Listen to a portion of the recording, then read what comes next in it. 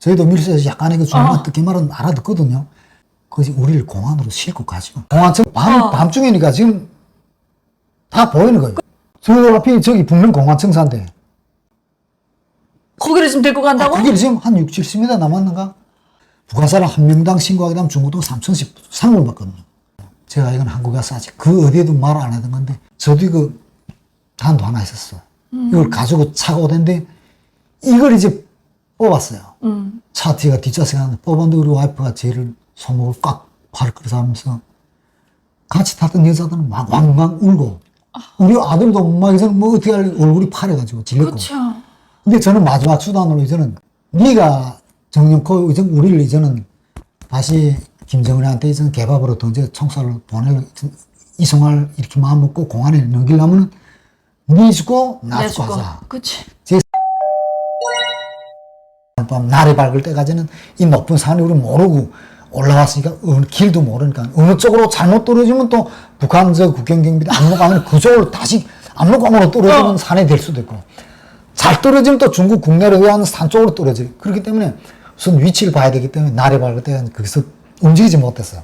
그동안 얼어줄 수는 없어서 저희가 그동안 불편하고 좀 안심이 되다나니까니 너무 놀랐던 게 안심하다고 하는 순간부터 저도 모르게 쏙 먹는 것처럼 기절하는 것 모두가 잠이 드는 거예요.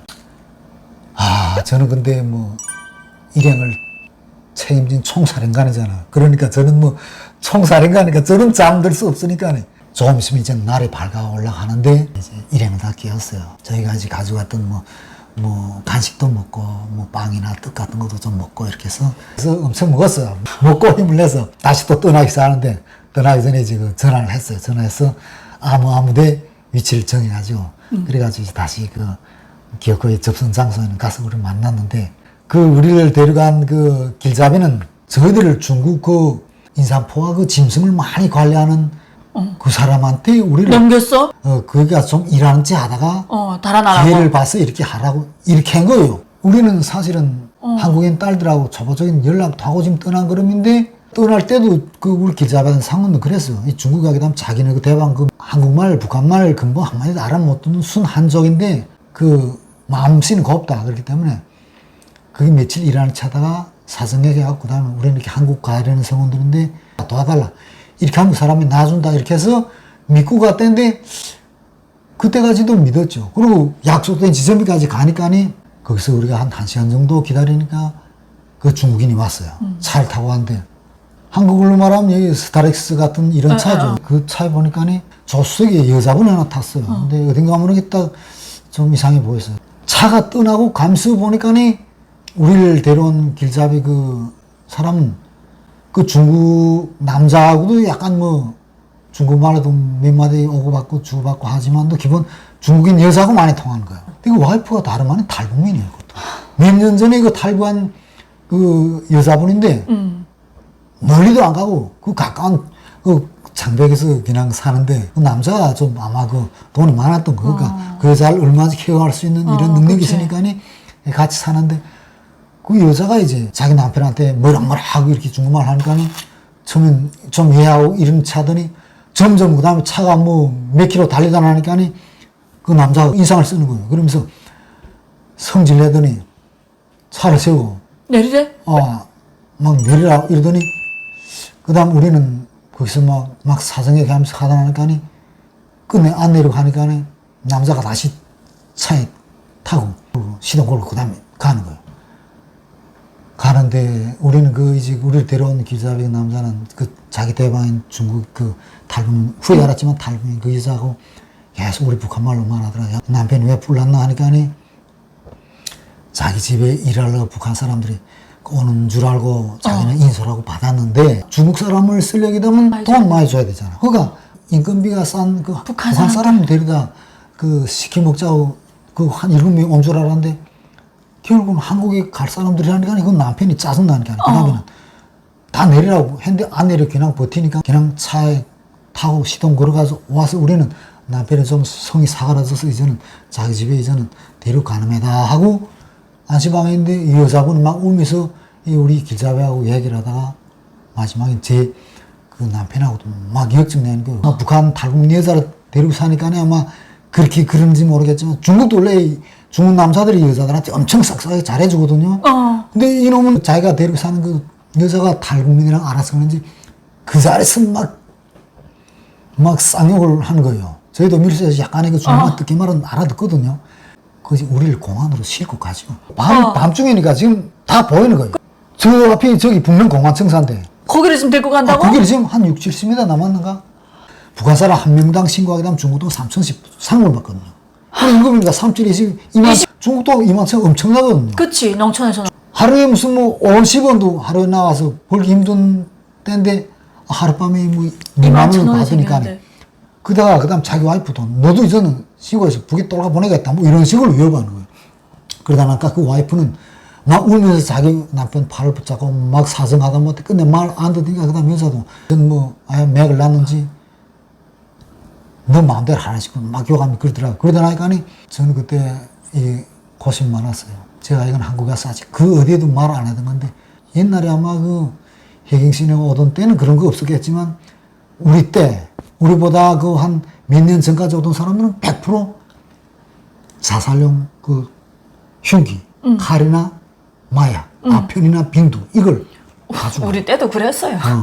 무조건 맨도 가지고. 칼 다 가지고 왔어요. 걸리면 중국 안에 걸리면 무조건. 북한에 건너가면 총살 당해도 무조건 제설을 꺼요. 팔을 꺾거나. 그렇기 때문에 저도 그 단도 하나 있었어요. 이걸 가지고 차가 오던데 이걸 이제 뽑았어요. 차 뒤가 뒷좌석에 하나 뽑았는데 우리 와이프가 쟤를 손목을 꽉 팔을 끌어서 하면서 같이 탔던 여자들은 막 왕왕 울고 우리 아들도 막 이제는 뭐 어떻게 할 얼굴이 파래가지고 질렸고. 그쵸. 근데 저는 마지막 수단으로 이제는 네가 정령코 이제 우리를 이제는 다시 김정은한테 이제는 개밥으로 던져 총살을 보낼 이송할 이렇게 마음 먹고 공안에 넘기려면 네 죽고 나 내 죽고 죽고. 하자. 정말 자유 대한민국에 와서 사람을 죽이려 했다는 이런 끔찍한 말까지 하기는 힘든 사람이지만 근데 제가 오죽해요. 지금 이 손에 지금 7명이 달려있는데. 7명뿐 아니라 그 같이 그 사람이 살던 와이프까지도 그 손에 달렸기 때문에 제가 그 운전하는 그 중국인을 찌르고 그 자리에서 다 저도 같이 뭐 죽자. 저희들이 그 자리에 살인 치면 중국의 CCTV 다 하기 때문에 어디 못 빠져요. 우리도 뭐 다 하자. 그래서 그 큰 마음으로 하고 저는 칼 뽑았어요. 앞에 운전하는 사람은 무슨 목을 베면 돼요. 우리 와이프가 딱 잡으면서 울면서 여자 다 왕은 통과하는데 울면서 저 사람을 아무개 아버지 조금만 더 생각 해보자. 아직은 우리한테 시간 있지 않나. 그래서 거기에 제가 평상시엔 제가 그 북한 말에 이런 말 있잖아. 여자들은 머리카락이 머리가 긴 대신 생각이 머리가 짧다고. 머리카락이 짧은 남자보다 생각은 여자들이 짧다고. 늘상 여자들 제가 이 당시 농지도 많이 했거든요. 근데 그때 보니까 확실히 여자는 짱이었어요. 제가 신념이가 여자 우대하고 첫 번째 신조거든요. 역시.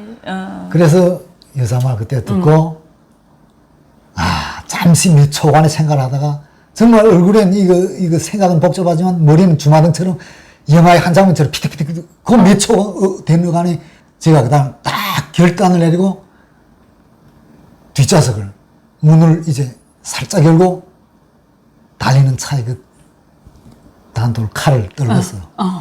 이 앞에 운전하는 그 사람은 지금 보지 못하고 뭔지는 뒷문이 열리니까 중국말로 뭐라 소리치더니 왜 문을 열까 도주하는가 해서 차 속도 엄청 빨랐고 그러니까 차를 급정에 세우는 거예요. 세우더니 엄청 울려가더니 죽으려고 그러는 거야. 내가 칼 던지는 걸 보지 못하고 엄청 자기도 놀랐던 거예요. 그래서 그때 당시 제가 와이프 말 듣기 잘하고 1차는 중국 사람은 놀래와서 세웠지만 1차는 달리는 차바퀴를 멈춰 세웠다. 이래서 그다음에 제가 멈춰선 차에서 이제 배띠를 풀었어. 배 안에 제가 중국 돈을 이렇게 엄청 찼거든요. 한 보따리 찼거든요. 예. 제가 아까 얘기했지만 북한에서 무역하면서 이렇게 중국하고 우리 외벌이 기지가 금을 생산해서 산을 하나 금이 잘 나오는 산을 해서 금강산을 운영해서 중앙다에다 평양에다 올리기도 하고 돈을 바치기도 하고 일부는 우리가 무역거리에서 중국에다 팔아서 우리 용돈을 챙겨서 우리 종업원들도 배급도 주고 그치, 뭐 이렇게 하는 거니까 돈이 좀 엄청 있습니다. 그다음에 뭐 딸들이 좀 뭐 보내온 돈도 있고 하니까 우리한테 돈이 많았죠. 중국 돈을 이렇게 쳤어요. 계약해. 그걸 잡혀서 중국에서 북송되면 우리는 총살 되면 그 돈이 무슨 하도 필요 없는 소용없잖아요. 빈 종장보다 못하니까. 그걸 통째로 풀은 거예요. 그래서 앞으로 갈 일은 많지만도 몇 달, 몇 년이 한국까지 가려면 걸리겠지 모르지만 우선 1차적으로 죽음이 이 고비를 넘기자. 그 돈들을 아깝지 않게 푸는 거예요. 풀어서 그 사람을 턱 내놓으니까 그 사람 눈이 갑자기 둥그레지는 거예요. 자기가 무슨 이 사람들 7명 데리고 네. 가서 일 시켜봤자. 그 돈도 안 나오고 그만한 액수면 중국 돈을 벌써 두 개가 그 품위가 이 돈은 자기가 몇 년을 벌 만한 그런 끔찍한 부피의 그만한 돈인데 그 사람 갑자기 그 뭐 헤딩이 한국말하면 헤딩이 오는 거예요. 한국말은 그 아마 이거 뻥했어 지금. 근데 그 사람 와이프가 그때로 생각 자기 남편 공격한 거예요. 이 돈 받고 이상을 그 보내자. 사람들이 요거대로 해주자. 그 다음 그 사람 뻥했다. 그 다음에는 벼벼 하면서 중국말 뭐 몰라 이렇게 하면서 나는 자기를 이렇게 해서 이었는 산 것만 해도 자기는 넉넉하다는 식으로. 그래서 그 다음 여자들이 황강 오는 데다가 저까지 동원해서 그 사람을 말은 잘 통하지 않지만 이렇게 하면서 인사를 탁 고개 숙이면서 따거 이렇게 불러서 따거란 말이 중국말로 그 근육이란 소리잖아요. 따거 이렇게 하니까 그 사람 갑자기 북한말하고 중국말을 모르는가 했던 내가 갑자기 이렇게 하고 머리 딱 따거 이렇게 하니까 자기를 큰형이라 불러주니까 이분이 내보다 나이도 많은데 나를 왜 따거 형님이라고 부르니까 그 사람 그 다음 감동받아 놀라서 이렇게 있다가 나를 천천히 보더니